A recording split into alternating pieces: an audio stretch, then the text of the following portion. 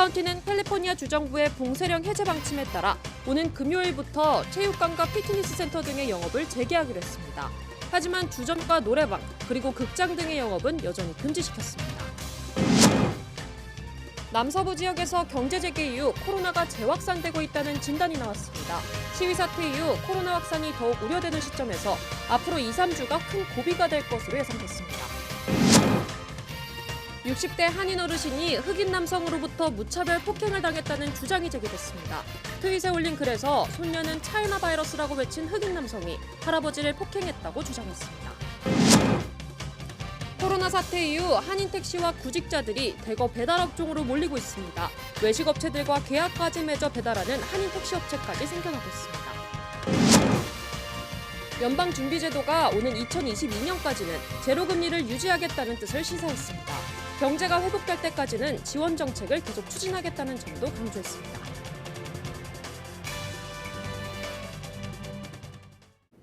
네, 현재 제로금리 시대가 오는 2022년까지는 유지될 것으로 예상됩니다. 연방준비제도는 오늘 연방기준금리를 동결 조치했습니다. 관련 소식은 잠시 뒤에 전해드리겠습니다. 네, 헬스장과 체육관 등은 이번 주 금요일부터는 영업을 재개할 수 있게 됐습니다. 하지만 주점이나 노래방 그리고 극장 등은 영업 재개가 아직은 불가능합니다. LA 카운티 정부의 이 같은 지침이 오늘 발표됐습니다. 먼저 이재린 기자가 취재했습니다. 오는 금요일부터 영업 재개가 허용된 곳은 LA 카운티 내 데이캠프와 헬스장, 박물관, 그리고 호텔 등입니다. 동물원과 아쿠아리움, 그리고 스포츠 센터는 관중 없이 오픈이 가능합니다. 하지만 카운티 내 주점과 네일샵, 그리고 극장 등은 영업 재개 대상에서 제외됐습니다. 카운티 보건국은 이를 신규 추가 확진자 수가 줄어들지 않고 있다며 아직 안심할 단계가 아니라고 강조했습니다. Pro League arenas without live audiences, day camps, museums, galleries, zoos, and aquariums, campgrounds, RV parks, and outdoor recreation. That includes swimming pools, music, film, and television production. 게빈 뉴섬 캘리포니아 주지사는 다시 봉쇄 조치로 돌아갈 일은 없을 거라고 밝혔습니다. 코로나 팬데믹이 처음 시작된 석 달 전보다 주민들이 안전수칙을 잘 지키고 있고 마스크 같은 위생용품도 충분해졌다는 이유에서입니다.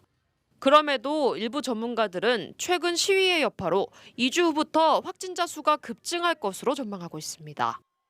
심지어 오는 9월까지 미국 내 코로나 관련 사망자 수가 10만 명 이상 추가로 발생할 거라고 내다보고 있어 주민들의 불안감은 가중되고 있습니다.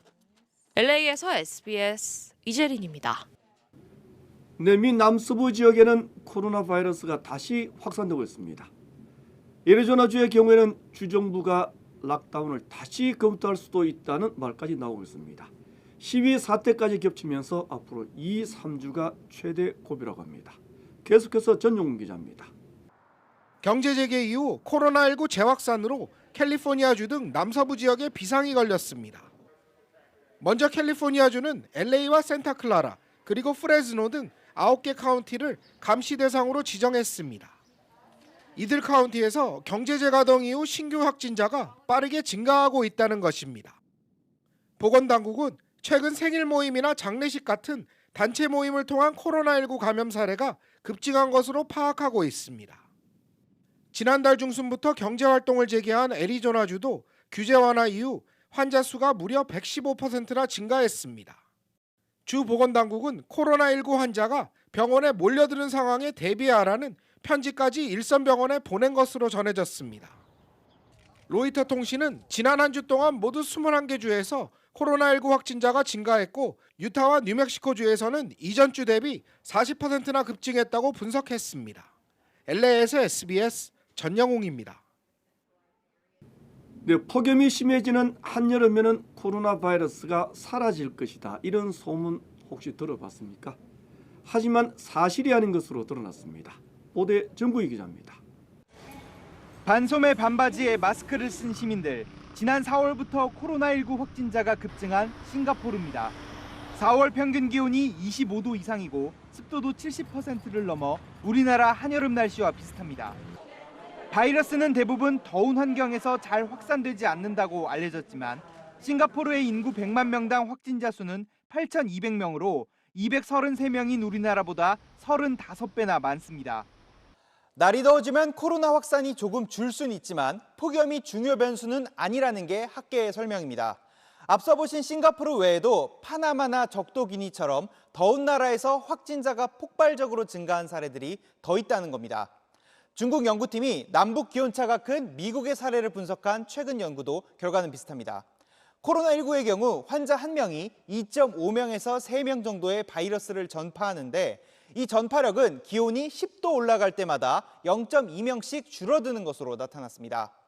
바이러스 확산이 멈추려면 전파력이 1명 아래여야 하는데 위 연구에 따르면 기온이 지금보다 75도 이상 올라야 한다는 거여서 사실상 폭염으로 코로나19가 잦아들긴 어렵다는 겁니다. 기온과 습도가 미치는 영향보다는 사회적 노력이 훨씬 더 큰 영향을 미치는 것으로 세계 여러 기관에서 현재 분석하고 있습니다. 이란의 경우 기온이 더 오르고 있는데도 2차 대유행이란 말이 나올 만큼 확진자가 급증하고 있어 올 가을이나 겨울쯤 예상했던 2차 대유행이 올 여름에 찾아올 수도 있다는 우려도 나오고 있습니다. SBS 정구입니다. 네, 60대 한인 어르신이 심하게 폭행을 당하는 일이 벌어졌습니다. 손녀는 인종차별에 따른 폭행이라고 주장했습니다. 흑인 남성이 차이나 바이러스라고 외치면서 폭행을 가했다고 합니다. 김민우 기자가 보도하겠습니다. 얼굴 곳곳에 붉은 핏자국과 멍이 들었습니다. 코 부위에는 상처가 심해 꿰맨 흔적까지 나타나 있습니다. 60대 한인 남성이 인종차별로 보이는 폭행을 당했다는 주장이 제기됐습니다. 지난 월요일 트위터에 60대 한인 어르신이 버스 승강장에서 흑인 남성에게 폭행을 당했다는 글이 올라왔습니다. 샌버나디노 카운티 리알토에서 버스를 기다리던 한인 어르신이 바닥에 쓰러져 심한 부상을 당했다는 겁니다. 흑인 남성이 갑자기 한인 어르신을 바닥에 내팽개친 것으로 전해졌습니다. 할아버지를 폭행한 남성은 곧바로 버스를 타고 달아났습니다. 흑인 남성은 중국 바이러스를 원치 않는다는 소리까지 친 것으로 알려졌습니다. 글을 올린 한인 어르신의 손녀는 이번 일이 한인과 흑인 간의 갈등으로 번지지 않기를 바란다는 말도 덧붙였습니다. LA에서 SBS 김민우입니다. 네, 얼마 전 뉴욕주 버팔로에서는 70대 할아버지가 바닥에 쓰러졌는데 머리를 심하게 다쳤습니다. 경찰이 강하게 밀치는 바람에 벌어진 일이었습니다. 이를 두고 트럼프 대통령은 극좌파인 안티파의 선동이다, 설정이다 이렇게 주장했습니다. 공화당 내부에서조차 너무 심하다는 비판이 일고 있습니다. 김수영 특파원이 보도하겠습니다. 워싱턴입니다. 경찰에 떠밀려 머리를 심하게 다친 75살 마틴 구지노 씨는 트럼프 대통령을 지지하는 일부 우파 매체들에게 오히려 공격 대상이었습니다. 휴대전화로 경찰 무전기를 고장내려 했다. 영상 자체가 조작된 거다는 주장까지 난무했는데 트럼프 대통령이 이를 확대 증폭시켰습니다. 트위터에 피해자를 극좌파 선동가라고 딱지를 붙이더니 넘어진 게 설정일 수 있다는 음모론을 펼친 겁니다. 자신이 시청한 우파 매체 태그만 남기고는 어떤 근거도 제시하지 않았습니다.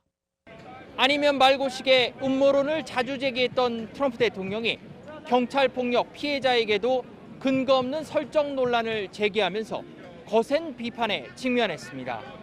You saw his head hit the pavement. You see blood on the pavement. How reckless, how irresponsible, how mean, how crude. 일부 여당 의원들까지 날선 비판을 쏟아냈습니다. Makes no sense that we are fanning the flames. Not at this time. This is not good. Yeah, I saw the tweet. It was a shocking thing to say, and I won't dignify it with any further comment. 미 전역의 추모 분위기 속에 플로이드 씨의 장례식이 고향인 휴스턴에서 엄수됐지만 트럼프 대통령은 어떤 애도 메시지도 남기지 않았습니다. 워싱턴에서 SBS 김수영입니다. 네, 계속하겠습니다. LA 다운타운 의류 도매 시장이 서서히 회복되고 있다는 소식입니다. 봉제 공장들이 가동되기 시작했고 의류 도매 업소들까지 문을 열고 있습니다. 고객들이 다시 돌아오기 시작했습니다. 전용훈 기자가 취재했습니다. 코로나19 사태로 강제 휴식기를 보낸 한인 의류업계. 마스크를 생산 판매했던 일부 업체들을 제외한 모든 업체들이 운영을 중단했습니다. 최근 한인 의류업계가 온라인 주문 판매를 중심으로 다시 기지개를 켜고 있습니다. 대부분 의류업체들은 이미 몇 주 전부터 창고 영업을 시작했습니다. 아마도 한 95% 정도는 다 재가동하시거나 뭐 거의 다 100%는 하신 걸로 추측이 되죠. 공장 같은 경우는 인터넷 판매도 하고 또 손님들도 간혹가다 오시고 하시기 때문에 공장에서는 풀리 재가동을 하시는 걸로 알고 있습니다. 주로 해외에서 제품을 생산하는 업체들도 지난달부터 수입을 본격 재개했습니다. 쇼룸 등 직접 대면 영업을 시작하는 업체들도 빠르게 늘고 있습니다. 5월 중순 되면서 회사마다 틀리지만은 맞춰서 이제 중국에 완성된 물건들 이쪽으로 들여오기 시작했고 또 이제 샘플링도 이제는 어느 정도 활발하게 준비가 되는 걸로 알고 있습니다. 한인의류협회는 본격적인 영업 재개와 함께 의류업체 밀집 지역의 안전 강화에 만전을 기하고 있습니다. 혹시 모를 비상사태에 대비해 방범 순찰을 늘리고 자원 순찰대와 협력도 강화할 방침입니다. LA에서 SBS 전영웅입니다. 네, 코로나 사태 이후에는 배달 관련 업체들이 바빠졌습니다. 한인 택시업계와 구직자들이 배달업으로 대거 몰리고 있다고 합니다. 이사면 기자입니다. 코로나 사태 이후 배달이 증가하고 있는 한인 식당가들. 식당에서 음식 배달 주문이 밀려들면서 배달업체들도 바빠졌습니다. 배달업체들은 코로나 이전과 비교해 평균 30% 정도 증가한 것으로 판단하고 있습니다. 더구나 배달이 크게 늘어나면서 운전자 부족 현상까지 보이고 있습니다. 인력난을 겪고 있는 배달업종으로 실업자들이 몰리는 실정입니다. 예, 드라이버도 더 그 정도 늘었어요. 20-30% 정도 더 늘어났어요. 지금은 바로 할 수가 없고요. 지금 저희가 이제 구직을 하면은 바로 연락이 오기 때문에 먼저 오는 순으로 받고 있어서. 한인 택시업계도 구직자들이 몰리기는 마찬가지입니다. 한인 택시 업체들도 음식 배달 사업에 본격적으로 뛰어들면서 추가로 기사들을 고용하기 때문입니다. 일부 택시 업체들도 일부 식당과 계약을 체결하고 배달 서비스를 제공하고 있습니다. 자주 하니까 전적으로 맡아서 해주고 5불씩 해주셔 이런 식으로 계산이 되는 거죠. 택시도 마찬가지죠. 장사가 안 되니까 어떤 식당을 하나를 잡고 5불이라도 이제 왔다 갔다 하면 그래도 뭐 울며 겨자 먹기라도.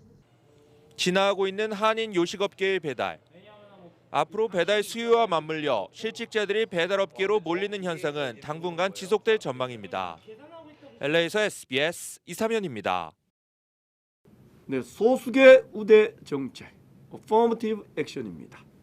현재 캘리포니아주는 채택하지 않고 있습니다. 그런데 어퍼머티브 액션을 도입하자는 법안이 주 의회에 상정됐습니다. 대학 입학 심사에서 한인 학생들에게는 매우 불리한 법안입니다. 김민우 기자입니다.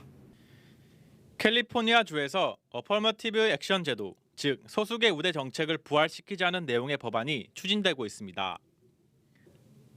셜리 웨번과 마이크 깁슨 캘리포니아 주하원은 어퍼머티브 액션 제도를 폐지하는 발의안을 무효화시키는 내용을 골자로 한 법안을 추진 중입니다. 아시안계 정치 권익 단체들은 법안 추진에 대해 적극적인 반대 운동을 펼치고 있습니다. 권익 단체들은 어퍼머티브 액션이 부활될 경우 아시안 학생들이 큰 불이익을 당할 수 있다고 주장했습니다. UC와 캘리포니아 주립대 학생들은 35%에 달하는 아시안 학생들의 입학률이 15%까지 떨어질 수 있다고 거듭 강조했습니다. 단체는 이 법안에 반대하는 청원 운동까지 벌이고 있습니다. 현재 추진 중인 법안은 주하원 소위원회를 이미 통과해 본회의 상정을 앞두고 있습니다. 주 상원과 하원 투표에서 3분의 2 이상의 찬성을 얻으면 게빈 뉴섬 캘리포니아 주지사의 서명을 거쳐 오는 11월 선거에서 주민 발의안에 붙여지게 됩니다. LA에서 SBS 김민우입니다. 네, 연방준비제도가 경제 지원 방침을 다시 밝혔습니다. 오는 2022년까지는 제로금리 상태를 계속 유지하겠다는 방침도 시사했습니다. 나스닥 지수는 오늘 또 올랐습니다. 김윤수 특파원이 전하겠습니다. 미 연준은 오늘 열린 연방공개시장위원회 정례회의에서 기준금리를 기존의 0.00에서 0.25%로 동결했다고 밝혔습니다. 연준은 코로나19 발병이 엄청난 인간적 경제적 고통을 가져왔다며 지속되는 공공보건의 위기가 단기적으로는 경제 활동과 고용, 물가를 강하게 압박하고 중기적으로도 경제 전망에 상당한 리스크를 부여하고 있다고 제로금리 유지 배경을 설명했습니다. 자산 매입을 통한 유동성 공급 확대 등 적극적인 경제 지원 의지도 재확인했습니다. We will continue to use these powers forcefully, proactively, and aggressively until we're confident that we are solidly on the road to recovery. 연준은 올해 미국 경제는 6.5% 마이너스 성장을 기록하고 내년에는 5% 플러스 성장을 회복할 거라고 전망했습니다. 올해 실업률은 9.3%로 예상했습니다. 연준은 또 2022년 말까지 현재 수준의 제로금리가 유지될 것임을 시사했습니다. 파월 연준 의장은 미국의 경제 회복 속도가 매우 불확실하다며 코로나19로부터 안전하다고 확신할 때까지는 완전한 경제 회복이 이뤄지지 못할 거라고 강조했습니다. 사흘 연속으로 최고치 기록을 새로 쓴 미국 나스닥 지수는 사상 처음으로 1만 고지에 오르며 거래를 마쳤습니다. 워싱턴에서 SBS 김윤수입니다. 네, 한미은행은 오늘 온라인을 통한 연례 주주총회를 가졌습니다. 바니 행장은 한미은행은 커뮤니티 은행으로서의 역할에 최선을 다하겠다고 다짐했습니다. 특히 코로나 사태 속에 경제 불확실성이 커진 만큼 내실을 다지면서 유동적인 상황에 적극 대처해 나가겠다는 점을 강조했습니다. 네, 다음 소식입니다. 북한과의 관계가 정상화되기 위해서는 인권 문제가 먼저 다뤄져야 한다는 보고서를 미 국무부가 오늘 공개했습니다. 북한의 연락선 단절에 대해 실망한다는 반응에 이어 또다시 나온 미국의 대응입니다. 손승민 특파원이 전하겠습니다. 워싱턴입니다. 미 국무부는 2019 국제 종교자유 보고서 북한편에서 미국 정부는 완전한 관계 정상화를 하려면 종교의 자유를 포함한 인권 문제를 다뤄야 한다는 걸 지속적으로 북측에 분명히 했다고 밝혔습니다. 미 국무부가 인권 문제를 관계 정상화와 묶은 것은 전년도 보고서에는 없는 내용입니다. 보고서 발간에 맞춰 브라운백 국무부 국제종교자유 담당 대사는 브리핑을 통해 종교의 자유라는 문제에 있어 북한은 갈 길이 멀다고 지적했습니다.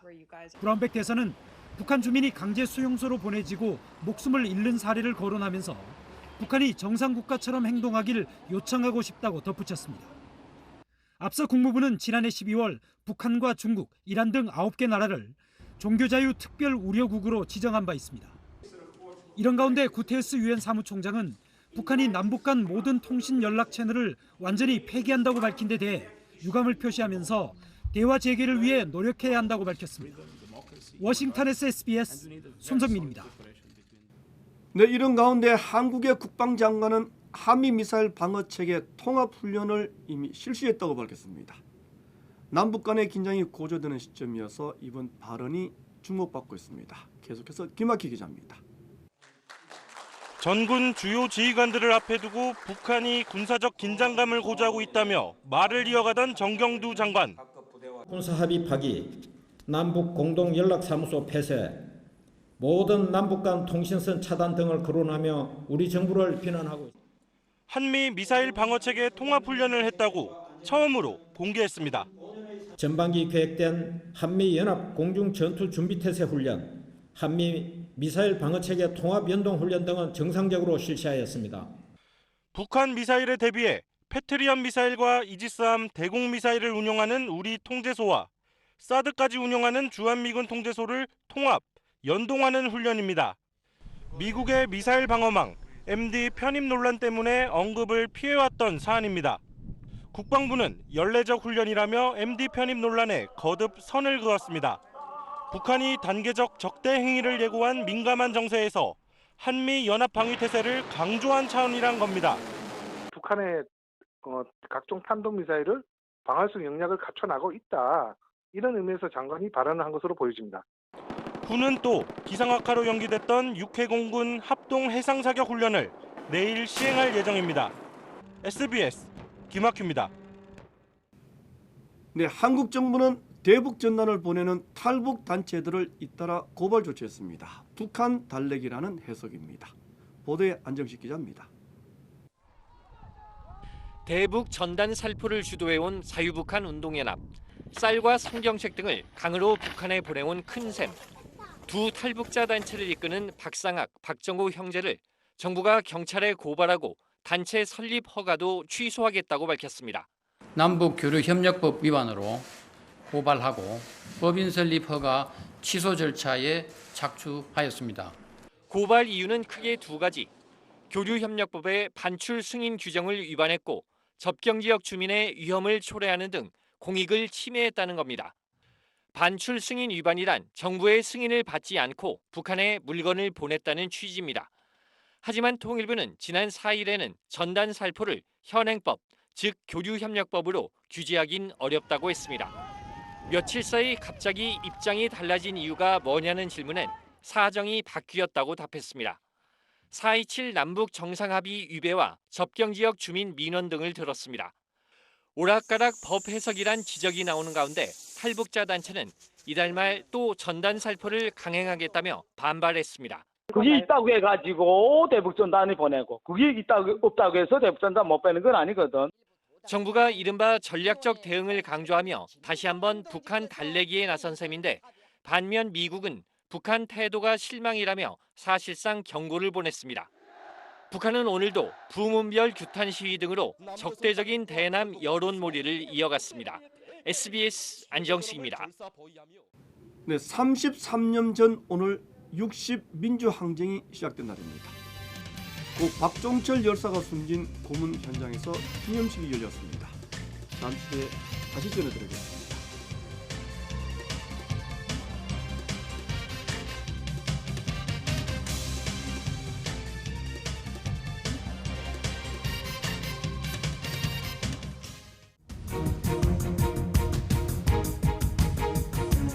위협 신고 전화를 받고 출동한 시간은 무차별 방지 어느 때보다 높은 상황입니다.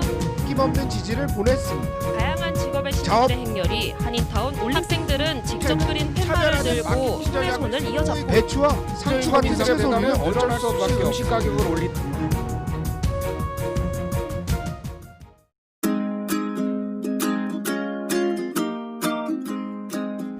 요즘 엄마 아빠가 많이 놀아줘요. 정말 재밌어요. 오랜만에 남편이랑 같이 집안 대청소도 할 수 있고 또 둘만의 대화도 자주 나눌 수 있고 평소에 시간 없어서 못했던 일들을 할 수 있어서 평소 일하느라 가정에 좀 무심했던 것 같아요. 근데 코로나 때문에 가족과 같이 있는 시간이 늘다 보니 잊고 있던 그런 가족의 소중함도 알게 되고 나쁘지만은 않네요. 엄마 아빠 사랑해요. 재택근무하면서도 가족과 함께 자주 운동을 하다 보니까 몸도 마음도 건강해지는 것 같습니다.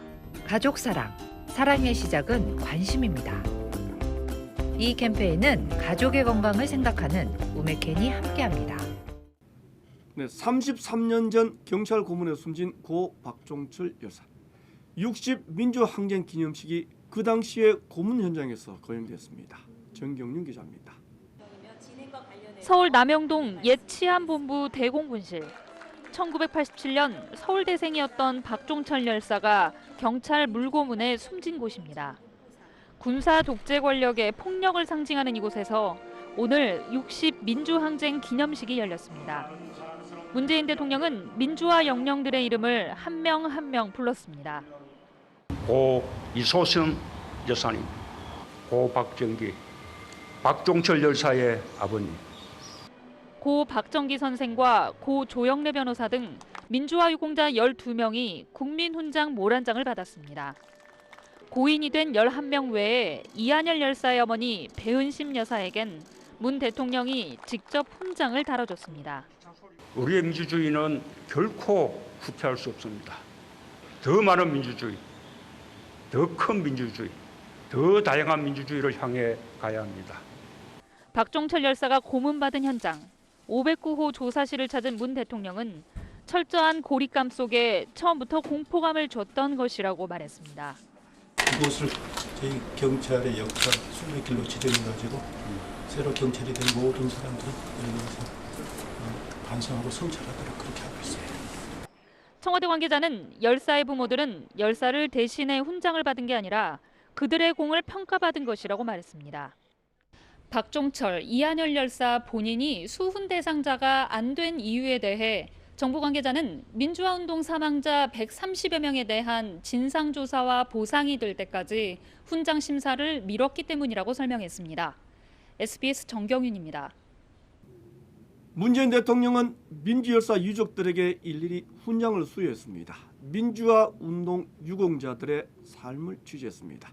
계속해서 김정윤 기자입니다.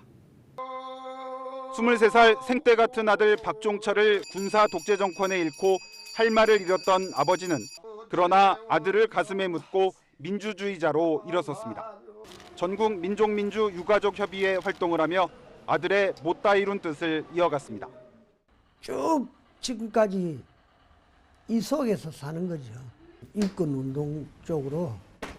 오늘 서울 신림동 박종철 거리엔 청년 박종철 벤치가 만들어졌습니다. 최루탄의 21살 아들 이한열을 떠나보낸 어머니 배은심 여사는 지난 30여 년간 전국을 누비며 민주주의를 외쳤습니다. 다시는 이 나라 역사에서 민주주의를 위해 삶을 희생하고 고통을 받는 가족들이 생기지 않는 근로기준법을 준수하라고 외치며 몸을 불살라 한국노동운동의 불꽃이 된 전태일 열사. 아들의 영정을 들고 오열했던 고 이소선 여사는 평생을 노동자들의 어머니로 살았습니다. 그리고 어느 청년 노동자의 삶과 죽음을 세상에 알린 전태일 평전. 이 책을 쓴 인권 변호사의 사표 고 조영래 변호사는 대학생 친구 한 명만 있었으면 좋겠다던 또래 청계천 봉제 노동자 전태일의 소망을 평생 잊지 않았습니다.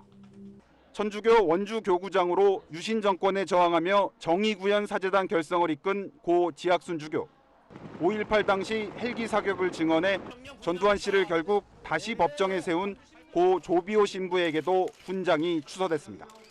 언론 탄압에 저항했던 전 동아투위 위원장 고 성유보 기자, 진보 사회학자 고 김진균 교수, 평생 민주화 운동에 앞장선 고 박형규 목사에게도 훈장이 추서됐습니다. SBS 김정.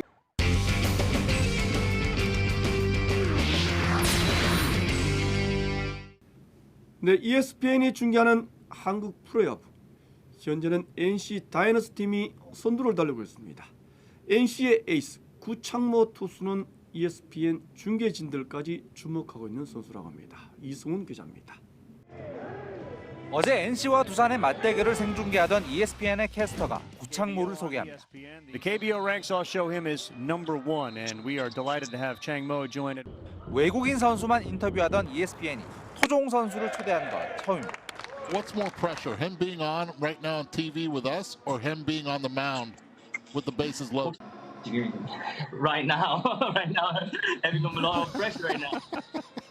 올 시즌 놀라운 활약의 비결부터 작년에 조금 부상으로 시즌을 제대로 못 치렀는데 단단한 몸을 만들려고 했던 게 계속 좋은 결과가 이어지는 것 같아요. 메이저리그 진출 가능성과 What point do you start thinking about the major leagues? 조금 더 실력을 더다듬고 기회가 되면 나중에는 꼭 한번 도전을 해보고 싶어요. 농담까지 주고받으며 미국 시청자들에게 구창모를 자세히 소개했습니다. Please do not get the same haircut as Yoo-hee Kwan. 오케이. 별로 좋아하는 스타일이 아니야. ESPN이 중계한 경기에서 9승 1패를 기록 중인 NC는 오늘은 두산과 접전을 펼치고 있습니다. SBS 이상훈입니다.